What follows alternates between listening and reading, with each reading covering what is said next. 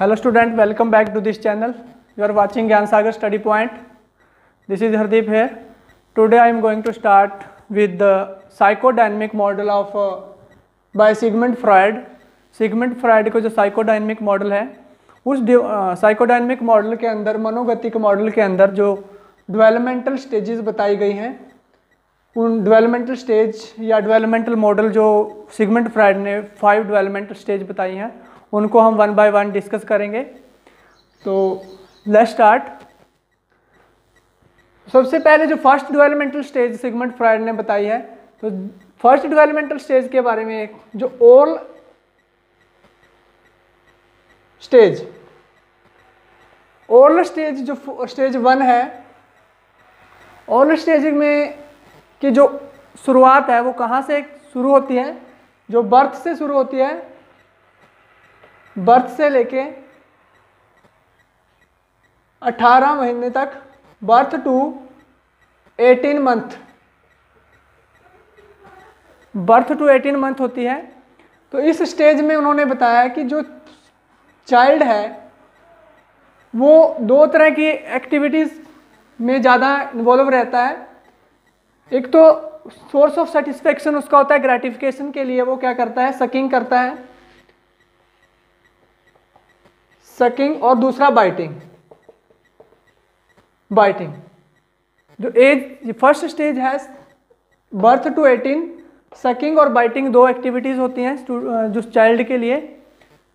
तो इस स्टेज के अंदर चाइल्ड क्या करता है कि जो ईड एनर्जी जो होती है, ईड जो एनर्जी होती है,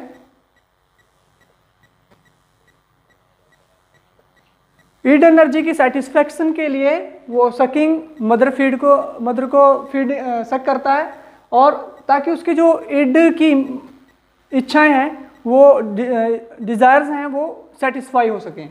तो ईड को सेटिस्फाई करने के लिए उसको नहीं मतलब किसी से कोई दुखी हो, कोई खुशी हो, उसको अपनी सेटिस्फेक्शन से मतलब होता है।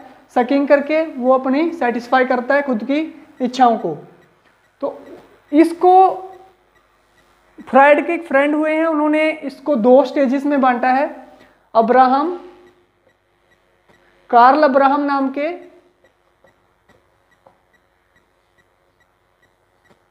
कार्ल अब्राहम ने इसको 2 भागों में बांटा है, ओरल पैसिव, ओरल अग्रेसिव। तो ये एग्जाम में तुम्हारे आ सकता है। तो जो ईड इम्पल्स होते हैं, ईड की डिजायर होती हैं, उनको सेटिस्फाई करने के लिए सकिंग और बाइटिंग बिहेवियर करता है। ओरल पैसिव में क्या होता है? वो माउथ मैनिपुलेशन का काम करता है। माउथ जो उसकी नीड है उनको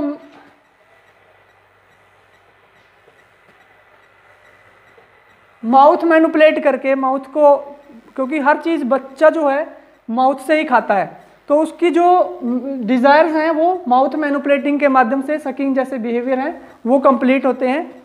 तो उसके बाद जो मैनिपुलेशन, जो माउथ मैनिपुलेशन है ओरल पैसिव में। और अग्रेसिव में क्या होता है कि जब एज यही कोई 6 मंथ के आसपास हो जाती है चाइल्ड की, तो this stage arrival at 6 month, near about 6 month कह सकते हैं। तो 6 मंथ में जब बच्चे का जो टीथ है अराइवल हो जाते हैं, होना शुरू होते हैं, तब वो क्या करता है? अग्रेसिव बिहेवियर करता है, मतलब हर किसी चीज़ को दांतों से काटने की कोशिश करता है। तो that is the stage of oral aggressive. तो उस समय वो अग्रेशन दिखाता है, अपने दांतों के साथ वो हर चीज़ को मुंह में डालता है, चीज़ों को, और उनको काटने को चाहता है, ताकि उसकी जो ग्रेटिफिकेशन है, जो संतुष्टि है, वो हो सके। तो ये थी फर्स्ट स्टेज। तो ये मैं नंबर वाइज करवा रहा हूँ, आप इसका सीक्वेंस भी लर्न कर लें। इनकी जो ये बर्थ टू 18 मंथ होती है, ये भी लर्न करते रहें, ताकि और जो कार्ल अब्राहम ने इनको 2 भागों में बांटा था, ओरल पैसिव, ओरल अग्रेसिव में। तो पैसिव में ही माउथ मैनिपुलेटिंग की एक्टिविटी आती है, माउथ मैनिपुलेशन के द्वारा वो अपनी नीड ऑफ सेटिस्फेक्शन करता है। और ओरल अग्रेसिव में जब बाइटिंग करता है, टीथ अराइवल हो जाते हैं, उसके आ जाते हैं, तो वो बाइटिंग जैसे बिहेवियर करना शुरू कर देता है। तो ये this was the first stage. अब बात करते हैं सेकंड स्टेज की। Second stage is Anal. Anal stage गुद्धियावस्था इसको बोलते हैं। इसकी जो टाइम पीरियड होता है वो फ्राइड के अकॉर्डिंग 18 मंथ से लेके 3 ईयर तक होता है। वो कहता है इसका 18 मंथ्स टू 3 ईयर, 1.5 साल से लेके 3 साल तक का जो अनल स्टेज होती है। अनल स्टेज में क्या होता है, बच्चे को जो टॉयलेट ट्रेनिंग सिखाई जाती है। तो टॉयलेट ट्रेनिंग सीखता है वो, जिसमें उसको टॉयलेट के यूज़ के बारे में जो उसके फैमिली सिखाती है, उसको बताती है कि कहाँ पर हमने जो अपना ये फिसेट्स एलिमिनेट करने हैं, कहाँ नहीं करने हैं, तो वो चीज़ें उसको सिखाई जाती हैं। तो इसको अभी जो अब्राहम है, कार्ल अब्राहम ने इसको भी 2 भागों में बांटा है। फर्स्ट कहा है कि अनल एक्सप्लोसिव, दूसरी है anal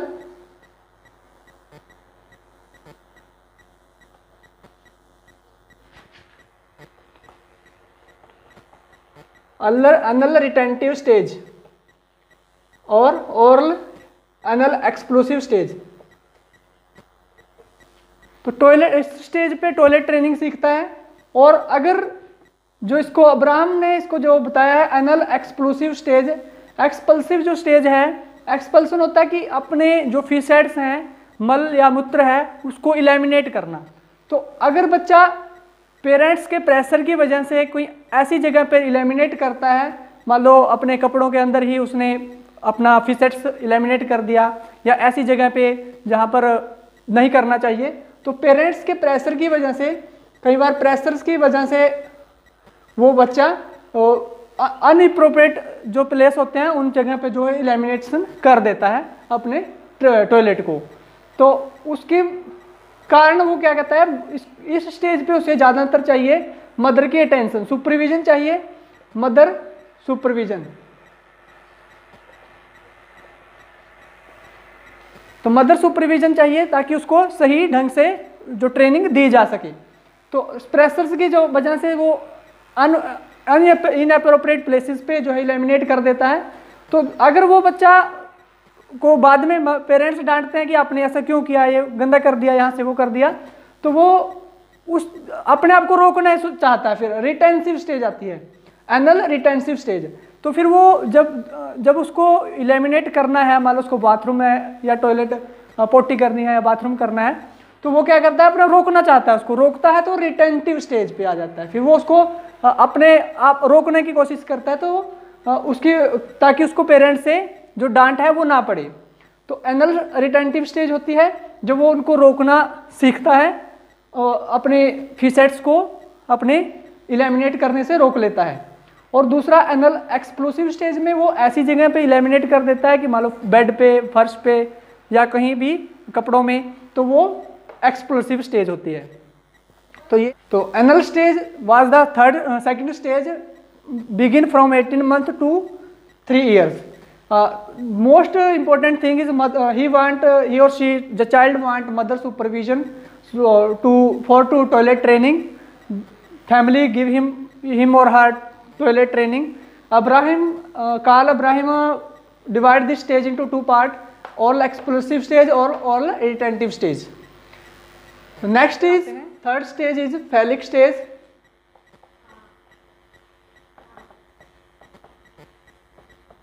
This stage usually runs between 3 to 6 years. 3 से 6 साल के बीच में चलती है। In this stage there is a stimulation in genital area. Stimulation in genital area. इस स्टेज के अंदर जो जेनिटल्स एरिया होते हैं हमारे, उनमें स्टिमुलेशन के वजह से जब चाइल्ड उनको बार बार टच करता है, child try to touch with his hand, with और हर हैंड, तो पेरेंट्स क्या करते हैं, उसको डांटते हैं। तो उसकी डांट की वजह से, पेरेंट्स की डांट की वजह से चाइल्ड एक एंजाइटी डेवलप कर लेता है, जिसको हम कास्ट्रेशन एंजाइटी कहते हैं। कास्ट्रेशन एंजाइटी, कास्ट्रेशन एंजाइटी जो डेवलप कर लेता है क्योंकि स्टिमुलेशन होती है हमारे जो सेक्सुअल ऑर्गन हैं उनमें, और चाइल्ड उनको बाय हैंड उनको टच करता है, तो पेरेंट्स उसको डांटते हैं ऐसा ना करने के लिए, क्योंकि वो उसको डेवलपमेंटल स्टेज है, तो बच्चा ये प्रोसेस नॉर्मली सब में चलते हैं। तो वो क्या करता है, उसको फिर जो उसकी वजह से बच्चे में जो एंजाइटी आती है उसको कैस्ट्रेशन एंजाइटी बोलते हैं। अगर एग्जाम में आ जाए कैस्ट्रेशन एंजाइटी किस स्टेज की कैरेक्टरिस्टिक्स है, तो फैलिक स्टेज में आती है, या फैलिक स्टेज में कौन सी एंजाइटी बच्चे को फील होती है, castration anxiety. Not only castration anxiety but there is another 2 crisis also come in this stage. इस स्टेज में 2 और क्राइसिस भी आते हैं। First is Oedipus complex.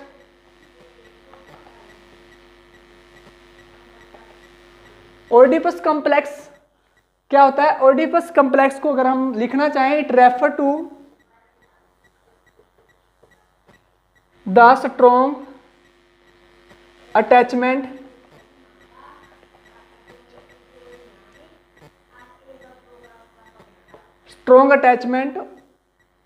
of a male child with mother।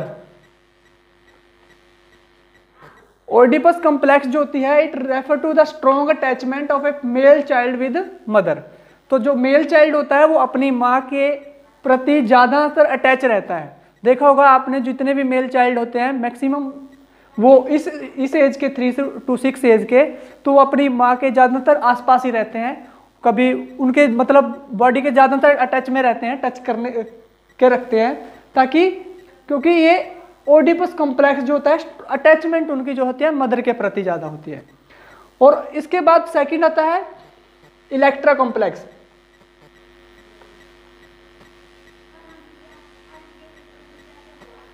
Electra complex में क्या होता है? Refer to the strong attachment of female child with father. तो इलेक्ट्रा कॉम्प्लेक्स में क्या होता है? इलेक्ट्रा कॉम्प्लेक्स और ओइडिपस कॉम्प्लेक्स में दोनों में डिफरेंस यही है, जो इलेक्ट्रा कॉम्प्लेक्स होता है उसमें strong attachment of female child with father. तो जो फीमेल चाइल्ड होते हैं वो ज़्यादातर अपने इस एज की जो हो वो अपने पिता के पास रहना या पिता के साथ रहना ज़्यादा पसंद करते हैं बजाय मदर के। तो इसमें जो एंजाइटी, कैस्ट्रेशन एंजाइटी की बात की हमने, फैलिक स्टेज में 3 to 6 ईयर होती है, this stage run between 3 to 6 year.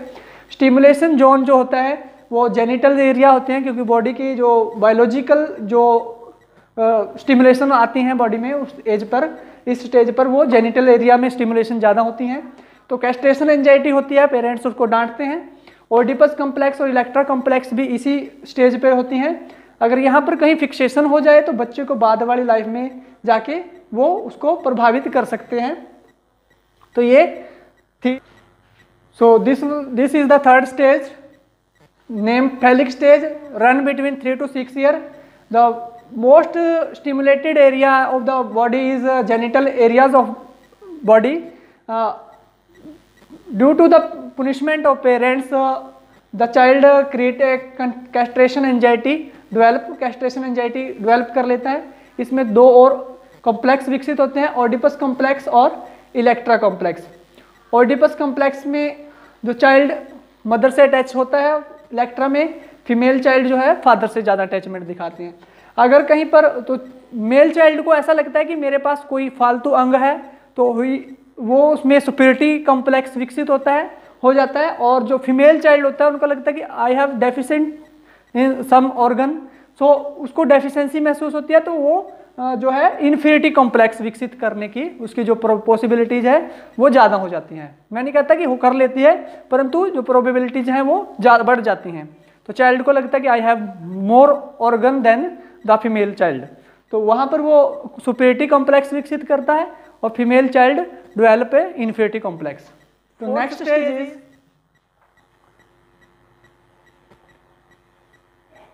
latency stage. This stage begin from near about 6 to 12 years of age. So in this stage there is no id satisfaction, no erotic zone in the body.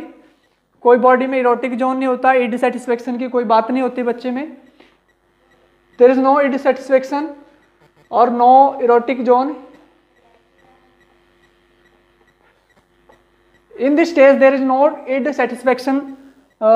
Child का जो ध्यान होता है कोई end satisfaction की तरफ नहीं होता.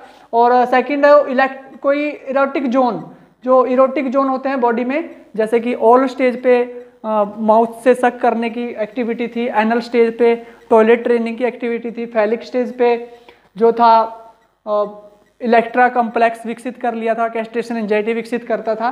तो वो इस स्टेज में कोई ऐसी लेटेंसी में कोई ऐसी सेटिस्फैक्शन नहीं होती, बॉडी को सेटिस्फैक्शन प्रोवाइड करवाने की बात नहीं होती. वो इन this stage child became more social, he became more social. Social behaviour जो होते हैं वो सोशल बिहेवियर सीखता है,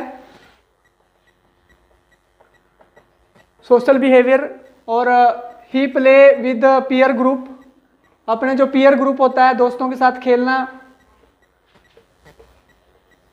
दोस्तों के साथ खेलना उसे अच्छा लगता है. सोसाइटी के नॉर्म सीखता है, सोसाइटी के बिहेवियर, जो socialisation, interpersonal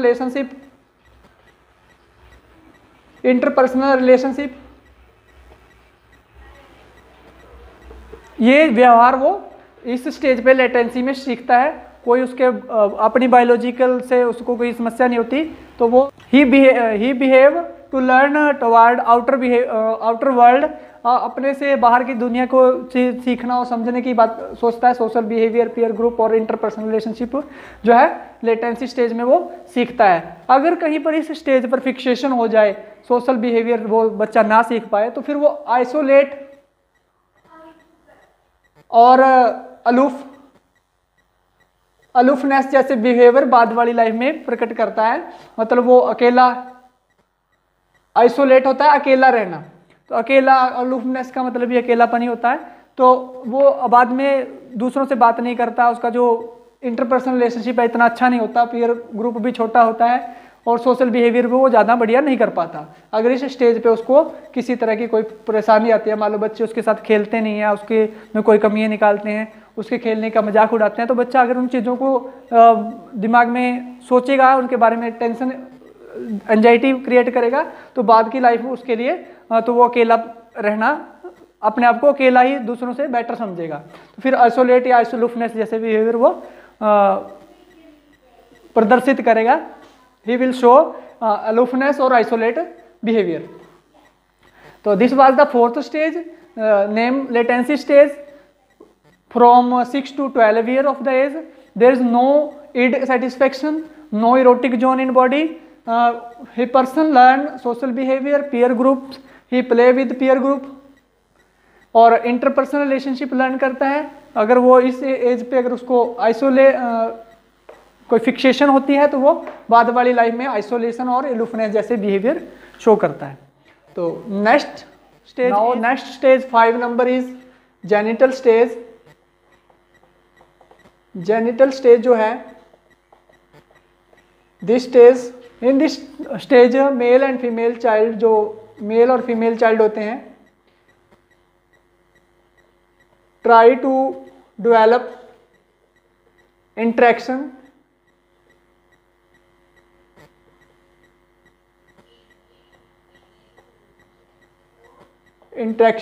with opposite sex. Opposite जो जेंडर होता है उसके प्रति अपना जो रुझाव उनका बढ़ जाता है. तो genital stage is in this stage start after 12 year of age, 12 साल के बाद शुरू होती है. Male female try to develop interaction with opposite sex. और जेंडर, जो मेल और फीमेल चाइल्ड होते हैं वो अपने से अपोजिट सेक्स के मेल फीमेल्स के प्रति, फीमेल मेल के प्रति जो ज़्यादा अपना झुकाव दिखाते हैं, तो इस एज में ही जो वो लव स्टोरीज क्रिएट होती हैं। तो इसमें अगर कोई फिक्सेशन हो जाए, तो मान लो यहाँ पर अगर दोनों की आपस में अंडरस्टैंडिंग्स में दिक्कत रहने लग जाए, तो फिक्सेशन की वजह से तो बाद की जो लाइफ है, मैरिटल लाइफ भी प्रभावित हो सकती है, और जो फैमिली की जो दूसरी रिस्पॉन्सिबिलिटीज़ हैं वो भी प्रभावित हो सकती हैं इस स्टेज के फिक्सेशन की वजह से। तो ये थी 5 stages. I will meet you shortly in a new video with new concept. तो ये वीडियो आपको कैसे लगी आप हमें कमेंट करके ज़रूर बताएं। आपको और किसी टॉपिक पे इस तरह की वीडियो चाहिए तो आप हमें कमेंट करके बता सकते हैं। वीडियो अच्छी लगे तो लाइक करना, चैनल पर न्यू हो तो चैनल को सब्सक्राइब कर लेना और बेल आइकन को दबा लेना, ताकि आपको हमारी वीडियोज़ की नोटिफिकेशन जो है वो टाइम पर मिलती रहें। तो वैसे भी यूट्यूब वाले जो करते हैं कि कुछ वीडियोज़ को आप लोगों तक पहुँचाते हैं, कुछ को रोक लेते हैं, तो आप चैनल पर डायरेक्ट जाके भी देख सकते हो और अपने जो भी इस सब्जेक्ट से जुड़ा हुआ है, आप जो भी एजुकेशन से जुड़ा हो उस तक इसको पहुंचाएं, क्योंकि ये सभी कई जो हमारे स्ट्रीम है उनको ये कवर करती है ये थ्योरी। तो आप इस थ्योरी को अपने नियर डियर को भी बता सकते हैं।